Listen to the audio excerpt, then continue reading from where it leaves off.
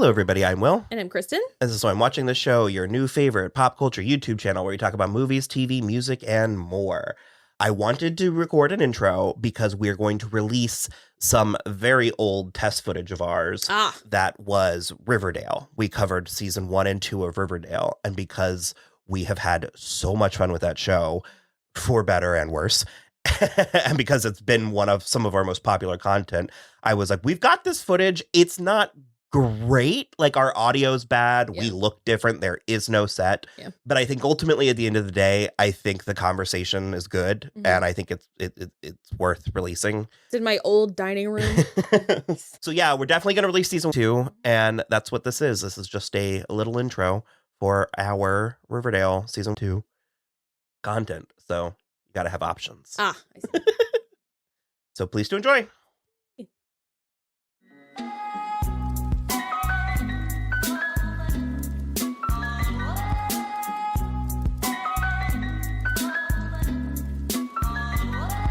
We just watched it and I'm already like, what happened?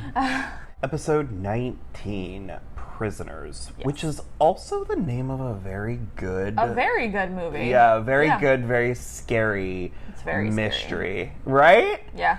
Jake Gyllenhaal, Hugh Jackman. Viola Davis, Terrence Howard, Paul Dano.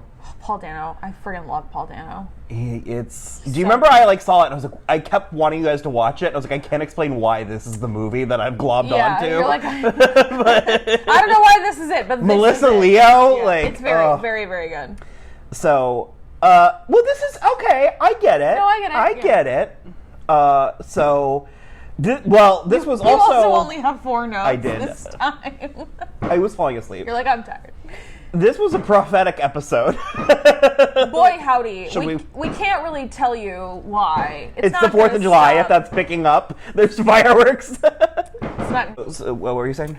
I don't think we should say what's prophetic, but there were multiple instances where we were like, hey-o! Let's just say that at one point, Hal is like, you've got a parasite in your basement. And I was like, if we could time travel. It's a thing. I would write a movie. It's a thing that's happening. We opened with Midge's funeral. Yeah. It was appropriate. Mm-hmm. It was appropriately extra.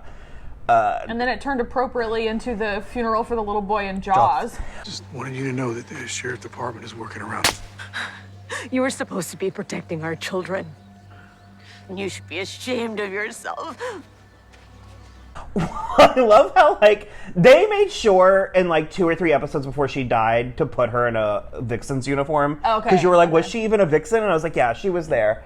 So the onus of becoming her friend was placed on Cheryl, which is fine. Yeah, whatever. That's fine. That's very Cheryl. But Cheryl was, devastated by this death in a way that, I don't know that we've ever seen them share the screen before.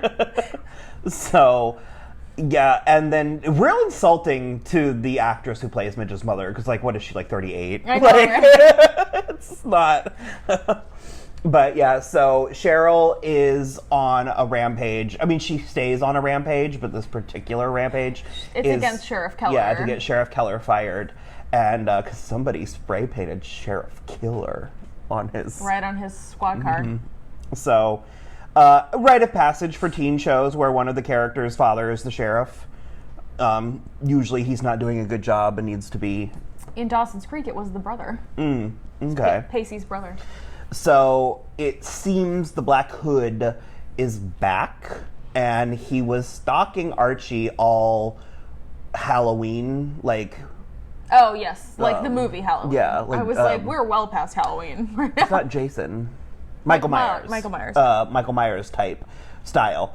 And then it turns out that it's Nick St. Clair and 2 of his Goonies. And do you want to take the lead on this one?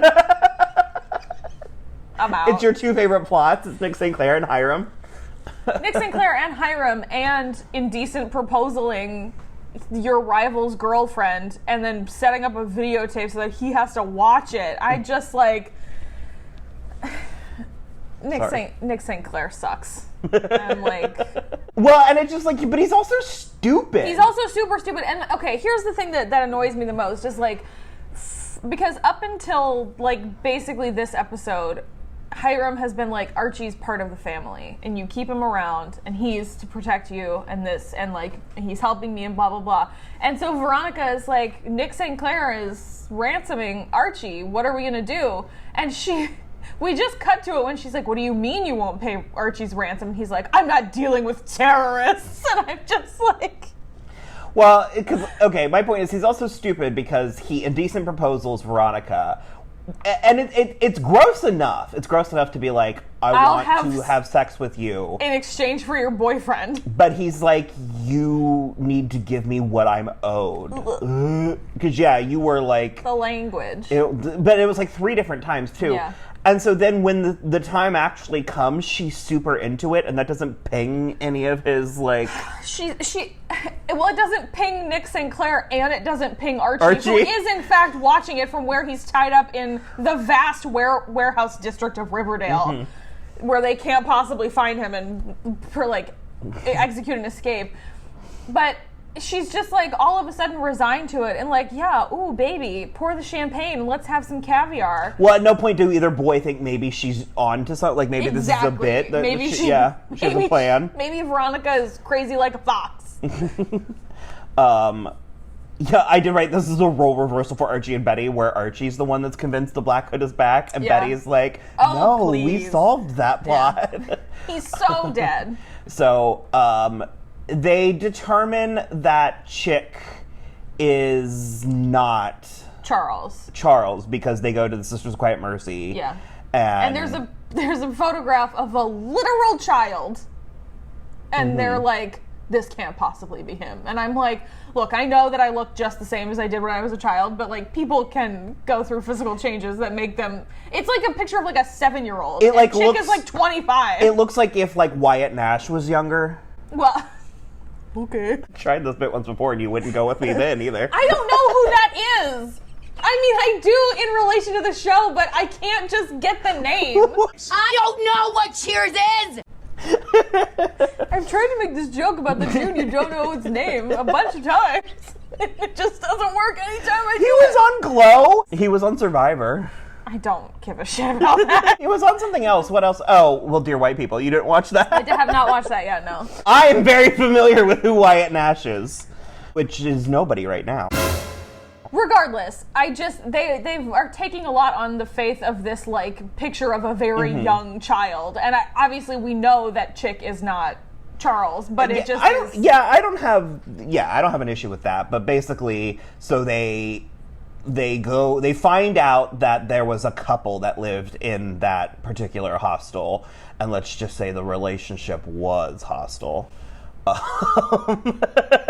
The neighbor confirmed that there was a fight and then a lot of bloody sheets, and then only the mean one came around. Yeah. It was really, she was delivering it like an old crone. It was like she really wasn't an old crone. No. She was like, like maybe 40. Like, he's been dead for 10 years. Yeah. But yeah, so they interrogate. Well, God, we're doing a terrible job with this episode, but it's like stuff happened in this episode, but basically what happened in this episode is the Black Hood is back and Betty thinks she knows who it is. Yeah. And Chick is maybe gone. Like, that's what happened in the episode. But Betty does... She gets Chick out of the basement where they've had him tied up, and, well, Jughead just randomly beats him every... Well, after he, sliced up Alice, because when they corner him, they both reach for the knife. They do. Chick, no!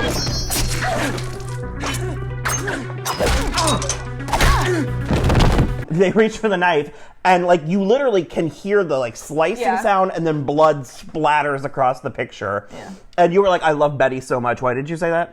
Because she literally, because Alice is then wounded in the arm, like a defensive wound in her arm, and Betty just comes in and she knocks his arm and then cold cocks him right in the face, and he is down like a ton of bricks. It was handled. She handled it. Super handled. It was very good.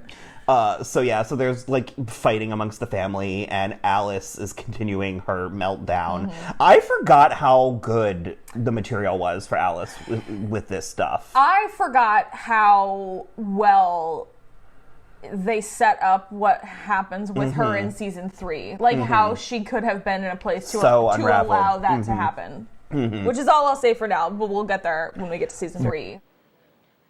Sure, I'll join your cult. Well, she's a very present player this season, and she's on the show. Yeah. Excuse me. She's on the show, but she doesn't get as much front and center material as she's getting right now. Right now, yeah. But so yeah, the Jones men get involved, and but then FP's really mad about it. It's kind of silly. FP and his relationship with Alice and his relationship with Jughead really do a lot of this, but... Well, it made the most sense when he brought up Jason, because we do like when shows... acknowledge the past. Yeah, and when they like... Because Jason is the mythical figure on this show and stays such up to and including, well through season 4. Yeah. So, Well, I didn't finish. So Betty basically lets Chick escape, and then she's like, we're going to go somewhere. And because she's been getting calls from the Black Hood again, which I just love that his ringtone is Lollipop. It's so funny. Well, I was wondering, because I don't think it's designated for him. I think that's just her ringtone, but this show doesn't use phones. Yeah, but Chick also said, who was that calling you with the weird ringtone? Oh, okay. I feel like she would have designated it just so she would always know it was him. Mm-hmm. But regardless, she takes him to the cemetery, and she's like, you're gonna leave now, and then you can she sees the Black Hood. She's scary, too. She's super scary. I'm gonna give you a head start. I'd say you have about a 70% chance of making it before he cuts you down. Really, you should start running. And you can tell that because the Black Hood's been calling her, he was like, you need to do this. And so basically, I think he was like, bring him out here and let me chase him to death, which is essentially what happens. Well, I imagine he was going to do something once he caught him. I don't think he was going to chase him to... Obviously. I'm just saying. You're the one that went there.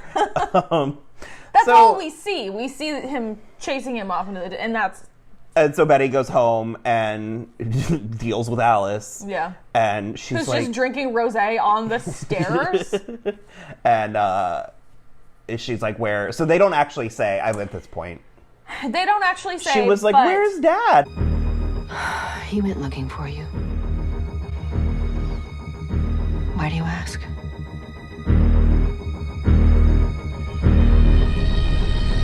Well, she gets suspicious first because the house is so quiet, and she's like, Mom, where's Dad? And then Alice is like, why do you ask? And she's like, ah.